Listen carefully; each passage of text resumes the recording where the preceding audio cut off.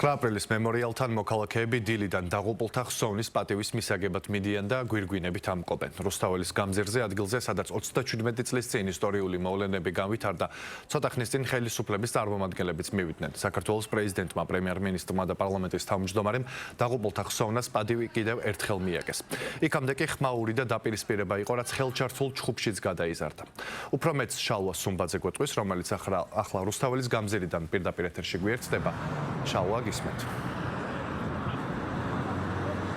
სიტუაცია პერიოდულად იძაბება და ეს ყველაფერი მოსდევს იმას, რომ აქციის მონაწილეები ზოგიერთ ადამიანს არ აძლევენ შესაძლებლობას, რომ მემორიალთან მივიდნენ და პატივი მიაგოს 9 აპრილს დაღუპული გმირების ხსოვნას. ამ წუთებშიც სწორედ ახალხანს კიდევ ერთი პირის დაკავება მოუხდა შინაგან საქმეთა სამინისტროს, სწორედ იქიდან გამომდინარე, რომ კონკრეტულ პირებს შორის დაძაბულობა არაერთხელ მოხდა და ამჯერადაც ასეთი შემთხვევა იყო.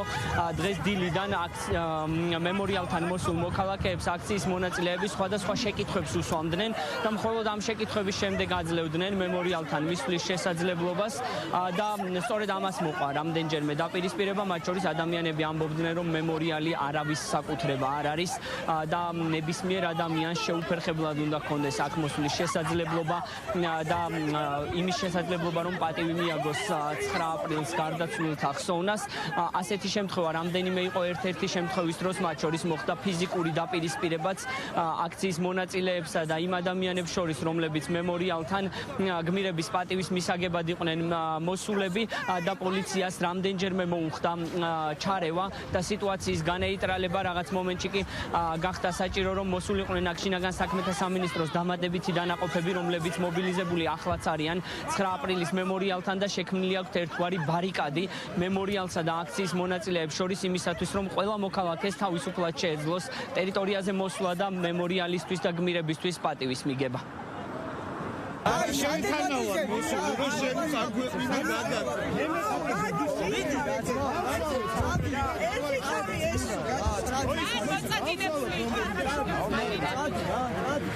ერთი წამი გამოიხედეთ რა. სახეზე დადენახეთ. მე ვიცი რომ გასუდა ეგ. აიგრე.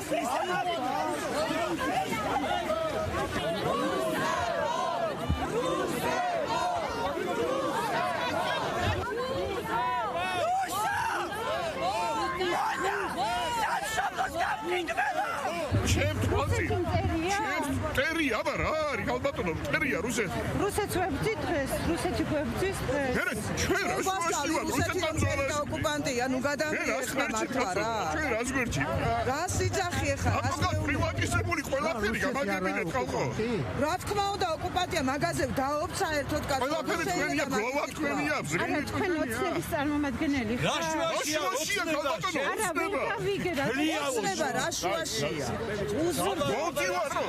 მეძახი წარმომადგენლებს მეცადეთ რუსეთს ხალბატონო რაშუაშია ოცნების წარმომადგენელი ვიღაცა ხალბატონები გასაგებია მე ვიღაცა თუნდაც ვიყო არ მაქვს ერთი დიდი ბოდიში რა ვიყო ოცნების წარმომადგენელი არ მაქვს მოვიდე გეკითხები არ მაქვს არა ვარ ოცნების წარმომადგენელი თქვა და არ მაქვს უფლება მოვიდე მემორიალთან რა უფლება მიგცალა თქვენ მე 9 აპრილის მემორიალთან მოსვლას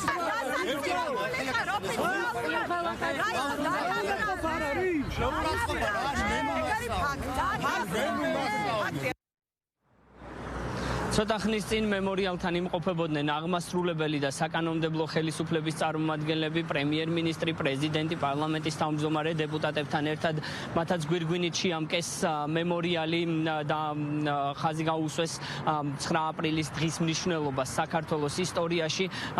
ისინიც აქ იმყოფებოდნენ აქციის მონაწილეების შეძახილების ფონზე და ამ შემთხვევაშიც აქციის მონაწილეები ამბობდნენ, რომ მათ აქვთ უფლება, რომ გადაწყვიტონ ვის ექნება აქ მოსვლის შესაძლებლობა და ვინ შეამკობს გვირგვინით მემორიალს მათი გადასაწყვეტია, მათ შორის აქციის მონაწილეებს აქ მოსული მოქალაქეები უსვამდნენ შეკითხვებს ჰქონდათ თუ არა სხვადასხვა ოპოზიციური პარტიების ლიდერებს იგივე მოთხოვნები, რაც მათ მისამართით ვრცელდებოდა და იქნებოდა თუ არა ისინი აქ უპრობლემოდ მოსული, რაზეც ნაწილს აქციის მონაწილეებისა პასუხი არ ჰქონდა. მედიის წარმომადგენლებსაც მათ შორის უწევთ კონკრეტული მედიის წარმომადგენლებს შეძახილების და ხელის შეშლის ფონზე მუშაობა.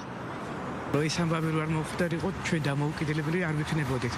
აი მეტირება რომ ამისთან ახალგაზრდები და ძვირფასი ხალხი შეეწირა ამ ამბავს, მაგრამ ქართველების ხვედრი ესეა. ყოველთვის მძიმეა 9 აპრილი მოსაგონებლად ახალგაზრდებმა უნდა იცოდეს, რისთვის დაიღვარა ეს სისხლი, რომ აღარ გამეორდეს და იყოს მშვიდობა ჩემოკარგებო. 9 აპრილი იყო პირველ რიგში საბჭოთა კავშირისთვის ტრაგიკული მოვლენა. გამომდინარე იქიდან, რომ საბჭოთა კავშირი ფაქტიურად კრემლის მიერ იყიდებოდა, ანუ საბჭოთა 15 რესპუბლიკის ბედი წყდებოდა კრემლში და სხვა დასავლეთის ქვეყნებში. ფაქტიურად გარბაჩოვი და მაშინდელი მთავრობა მოიყვანეს იმისათვის, რომ საბჭოთა კავშირი დაეშალა. ის რუსული დიქტატორული რეჟიმი, რომელიც თან ახლდა იმ დადებით მხარეს, რომელიც საბჭოთა ეკონომიკას გააჩნდა, ყველაზე მეტად უარყოფითად მოქმედებდა ქართველობაზე. მემორიალთან დილიდან იმყოფებოდნენ დიპლომატიური კორპუსის წარმომადგენლებიც, რომლებმაც ასევე ხაზი გაუსვეს ამ დღის მნიშვნელობას საქართველოს ისტორიაში. აქ იმყოფებოდა ამერიკის ელჩის მოვალეობის შემსრულებელი, ლიტვის, ლატვიის, ესტონეთის საელჩოების წარმომადგენლები, ასევე გერმანიის ელჩი, ევროკავშირის ელჩი, სხვადასხვა რელიგიური კონფესიების წარმომადგენლები, მათ შორის მედიასთან კომენტარი გააკეთა გერმანიის ელჩმა, რომელმაც ხაზი გაუსვა დღევანდელი დღის მნიშვნელობას საქართველოს ისტორიაში.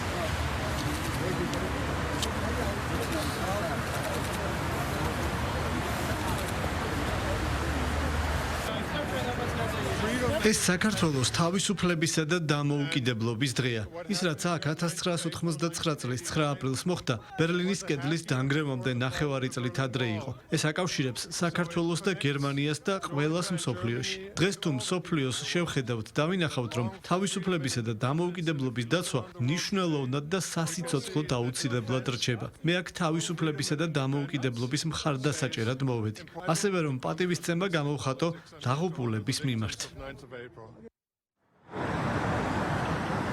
მას შემდეგ, რაც რამდენჯერმე მოხდა დაპირისპირება მემორიალის მიმდებარე ტერიტორიაზე, როგორც გითხარით, აქ მოხდა შესაბამისი სამსახურების მობილიზება, შესაბამისად ახლა ნებისმიერ მოქალაქეს შეუძლია, რომ თავისუფლად მოვიდეს მემორიალთან და პატივი მიაგოს 9 აპრილს გარდაცვლილთა ხსოვნას.